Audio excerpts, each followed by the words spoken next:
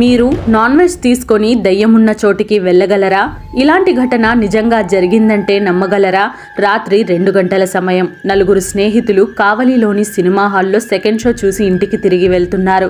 బైక్పై ముచ్చట్లు పెడుతూ నవ్వుకుంటూ తినేందుకు కొనుగోలు చేసిన నాన్ వెజ్తో ఇంటి దారి పట్టారు. అయితే ఆ మార్గం కొరివిదయ్యం బీభత్సానికి ప్రసిద్ధి అయిన ప్రాంతం. ఆ ప్రాంతాన్ని దాటి వెళ్తుండగా అకస్మాత్తుగా బైక్ ఆగిపోయింది. ఎంత స్టార్ట్ చేసినా స్టార్ట్ అవ్వదు. ఒకడిని బైక్ మీదే ఉంచి మిగతా ముగ్గురు తీయగా నవ్వుకుంటూ మాట్లాడుతుంటారు. ఆ సమయంలో ఒకరు అనుకోకుండా నాన్ వెజ్ ప్యాకెట్ను నేల మీద ఉంచాడు. ఆ క్షణంలో బైక్ ఒక్కసారిగా మళ్ళీ స్టార్ట్ అయింది. వారంతా ఒకరికొకరు చూసుకుంటూ ఆశ్చర్యపోతారు. బైక్ స్టార్ట్ అయిన కొద్దిసేపట్లో అకస్మాత్తుగా ఓ నీడ కనిపించింది. అందరూ భయంతో అరుచుకుంటూ అక్కడి నుంచి పరుగు తీశారు.